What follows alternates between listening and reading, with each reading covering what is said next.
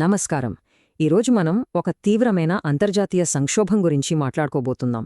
ఇది ప్రపంచవ్యాప్తంగానే కాదు, మన దేశంపైన కూడా తీవ్ర ప్రభావం చూపుతోంది.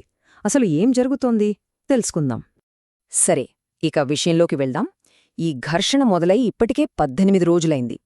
కాని గడిచిన 24 గంటల్లో పరిస్థితి పూర్తిగా మారిపోయింది. చాలా నాటకీయంగా తీవ్రస్థాయికి చేరిందనమాట. ఇదంతా ఎలా మొదలైందంటే, ఇరాన్ అగ్రనాయకత్వంపై జరిగిన ఒక లక్షిత దాడితో. ఆ ఒక్క సంఘటనే వరుసగా అనేక సైనిక చర్యలకు దారితీసింది. ఒక్కసారి ఈ టైంలైన్ను చూడండి. పరిస్థితి ఎంత వేగంగా దాటిపోయిందో అర్థమవుతుంది. ఇది నమ్మశక్యం కాదు. కేవలం 24 గంటల వ్యవధిలో ఒక హత్య పూర్తిస్థాయి బహుముఖ పోరాటంగా మారింది. తెల్లవారుజామునుంచి రాత్రి వరకు ప్రతి గంట ఒక కొత్త స్థాయి హింసను పరిచయం చేసింది. ఇక్కడ మనకు ఒక గందరగోళ పరిస్థితి కనిపిస్తోంది.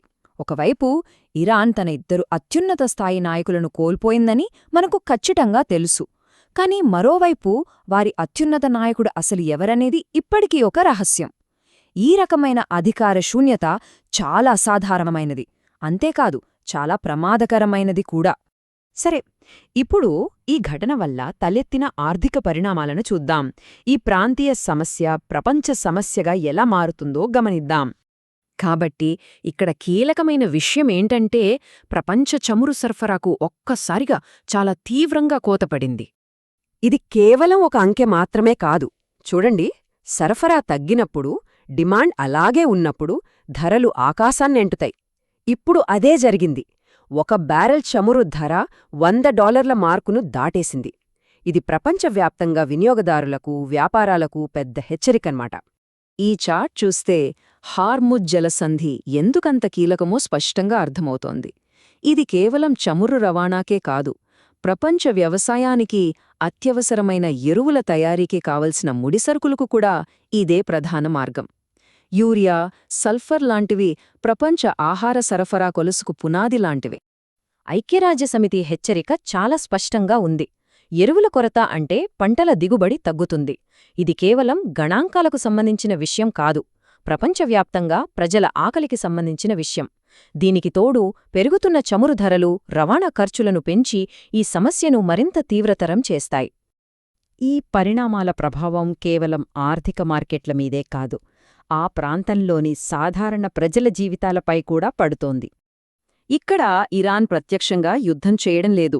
దానికి బదులుగా వివిధ దేశాల్లో తనకు మద్దతిచ్చే సాయుధ సమూహాలను, అంటే తన ప్రాక్సీ నెట్వర్క్లను రంగంలోకి దించుతోంది. దుబాయ్ విమానాశ్రయం నుంచి బాగ్దాద్లోని హోటళ్ల వరకు అస్థిరత వ్యాపిస్తోంది. ఇది అంతర్జాతీయ భద్రతకు పెద్ద సవాలుగా మారింది. దీనివల్ల Bahrain, Kuwait, Oman, Qatar, Saudi Arabia మరియు యుఏఈలలో చదువుతున్న భారతీయ విద్యార్థుల భవిష్యత్తుపై నేరుగా ప్రభావం పడుతోంది. ఇది వాళ్లకు చాలా తీవ్రమైన సవాళ్లను సృష్టిస్తోంది. ప్రపంచమంతా గల్ఫ్పై దృష్టి పెట్టినప్పటికీ మన దేశంలో కూడా కొన్ని ముఖ్యమైన పరిణామాలు జరుగుతున్నాయి. కాబట్టి ఇప్పుడు మనం మన దేశ రాజకీయాలు, పాలన వైపు దృష్టి సారిద్దాం. ఈ ఎన్నికల ఫలితాలు చూస్తే ఎన్డీఏ తన అధికారాన్ని మరింత పటిష్టం చేసుకుంటున్నట్టు కనిపిస్తోంది. ముఖ్యంగా ఒడిశాలో కాంగ్రెస్ పార్టీ ఎమ్మెల్యేలు తమ పార్టీకి వ్యతిరేకంగా ఓటు వేయడం ఒక పెద్ద రాజకీయ ప్రకంపన సృష్టించింది. ఇది కేవలం కొందరు ఎమ్మెల్యేల సస్పెన్షన్ గురించే కాదు, ప్రాంతీయ రాజకీయాల్లో మారుతున్న విధేయతలకు ఇదొక సూచన. ఈ విషాదకరమైన అగ్ని ప్రమాదం గణనీయమైన ప్రాణనష్టానికి దారితీసింది. దీనిపై ప్రభుత్వం ఉన్నతస్థాయి న్యాయ విచారణకు ఆదేశించింది.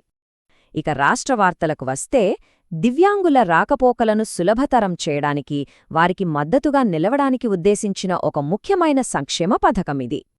ఇంతకీ ఒకవైపు ప్రపంచ సంక్షోభం తీవ్రమవుతూ ఉంటే, మరోవైపు మన దైనందిన జీవితం మామూలుగా సాగిపోతున్నప్పుడు అదంతా ఎలా కనిపిస్తోంది? ఒకవైపు మనం చూస్తే ఒక పెద్ద అంతర్జాతీయ అత్యవసర పరిస్థితికి సంబంధించిన అన్ని సంకేతాలు మనకు కనిపిస్తున్నాయి. కానీ మరోవైపు కొత్త ఉత్పత్తుల ఆవిష్కరణలు, మౌలిక సదుపాయాల మెరుగుదలలు, కాలానికి అనుగుణంగా వచ్చే స్కెడ్యూల్ మార్పులతో మన జీవితం మామూలుగానే కొనసాగుతోంది. ఇదంతా మనల్ని ఒక చివరి ప్రశ్న దగ్గర నిలబెడుతుంది. ఒకదానితో ఒకటి ముడిపడి ఉన్న ఈ సంక్షోభాల ప్రపంచంలో మనం ఈ సమాంతర వాస్తవాలను ఎలా అర్థం చేసుకోవాలి, వాటితో ఎలా దయచేసి షేర్ చేసి సబ్స్క్రైబ్ చేయండి.